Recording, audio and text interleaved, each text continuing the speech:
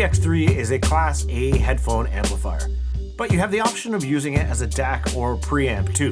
This is a ground-up product that is said to have taken a bit of design from the larger MICHI series of components, but into a smaller housing.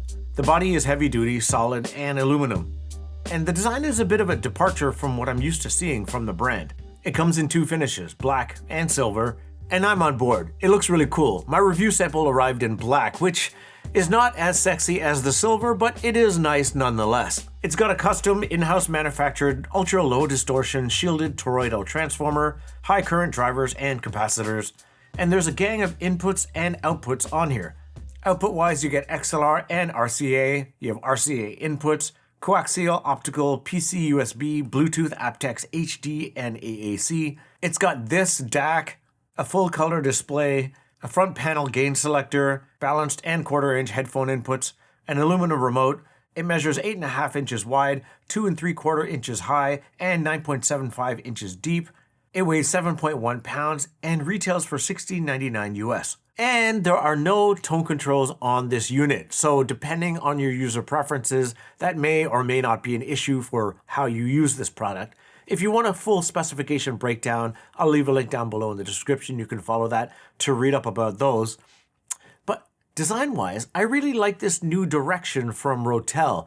Both this and its amplifier counterpart, the DX5, look this way. They are very similar or almost near identical in appearance. And part of me is just hoping that this design language trickles down to the rest of the Rotel product lineup because it looks kind of cool. And as always, if you wouldn't mind just liking this video, subscribe to the channel, hit the bell icon for notifications and whatnot. I'd really appreciate it. Cheers. Now, headphone-wise, I have no shame in admitting that I am a relative neophyte in the world of headphones and headphone amplifiers. And truth be told, the headphones that I am using were either gifted to me or left over from prior reviews. So the ones that I decided to use were my mainstay, the Sennheiser HD650s, then also the Sivga Pang, the closeback that I just reviewed, and then also the, hope I'm pronouncing their name right, Hydis Taurus, the IEM that I also have in for review. All right, so let's get to the good news first.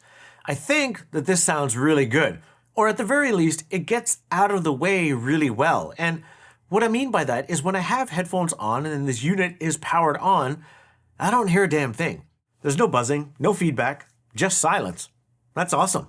I found that with the Sivga Pang, I got a similar gain with the switch set at high, while on the HD650s with the gain set to low.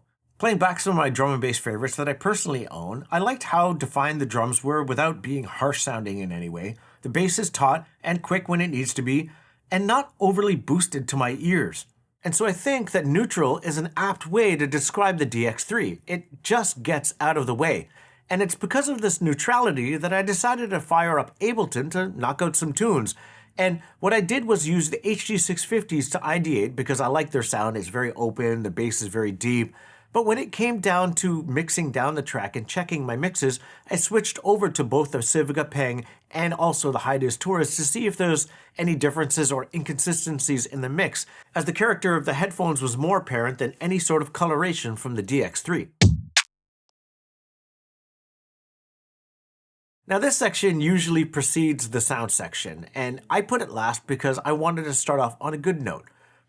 But it's the usability and the livability of this device, along with its UI, where I did have a few issues. Starting off, you need to make sure that you update the software/firmware of this device. Make sure it's at version 1.05. To do so, you ideally need a PC. You can use a Mac, but apparently it's a few more steps. You also need a cable that's not packaged with the product. It's a 3.5mm RS-232, and then if you're using a Mac, you need a USB adapter cable for this cable. I don't know why it wasn't packaged with the unit. It doesn't quite make any sense to me. But I find the software update process really strange because almost every other product in the modern day has easily updatable software. Take the Evo 150 for example. If a software update becomes available, I dive into the menu, hit software update, it does it, usually wirelessly, and I'm off to the races. I don't know why this is any different. I'm no engineer and I don't design software, but It is really weird.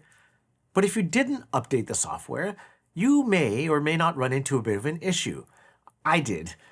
In other previous versions of the software, it sounds like there is almost a gate with a slow attack on it, in that if you're listening to anything else that has space in the sound, like silence, like podcasts, for example, or if I'm making music or editing these videos, I would notice this gate and slow attack where the audio would fade in slowly and I would miss the beginning of audio. Think dialogue when people are talking. I would miss the beginnings of words, or if I isolated a kick on a track, I would miss the fundamental of the kick. And it became an issue where I just couldn't listen to anything, because even a lot of the drum and bass that I listen to, if it stops and then restarts again, I miss a bit of the audio, and I noticed it almost immediately. So make sure you update the software. Using it at my desk made the most sense, as I am chained to my desk during the day, and it helped me get accustomed to this unit.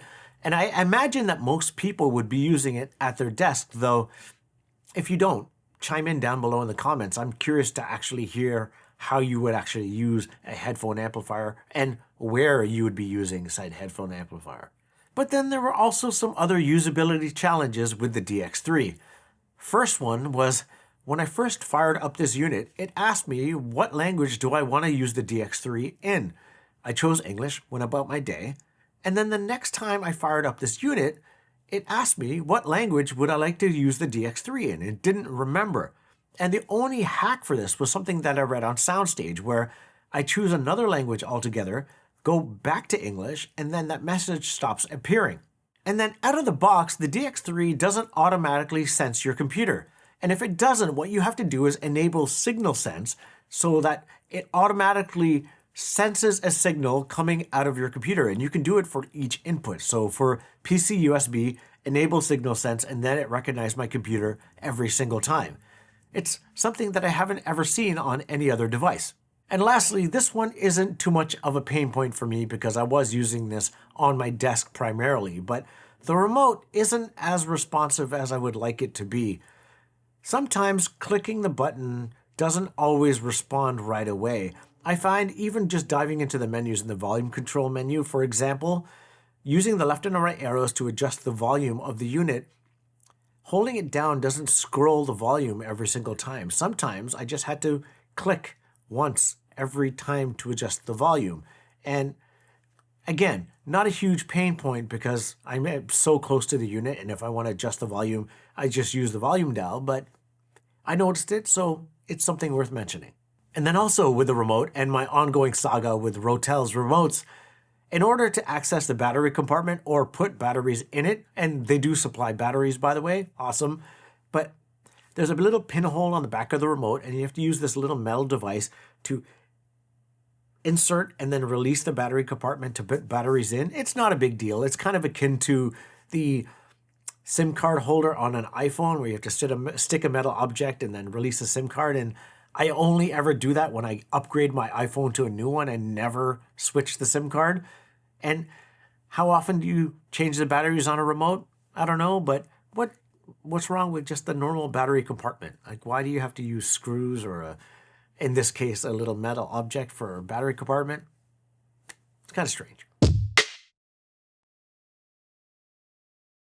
So sonically, I think it sounds great. To me, it's really neutral, but I do encourage you to maybe watch other people's reviews of this product just to get a better sense of how this sounds. And then if you do find yourself at a place like CanJam where you can actually test this thing out, I encourage you to do so. And then on the usability end of things, there are some quirks, and depending on your level of expertise or just your level of patience, maybe it's not an issue for you. But anyway, that's my review and my take on the DX3. Thanks for watching.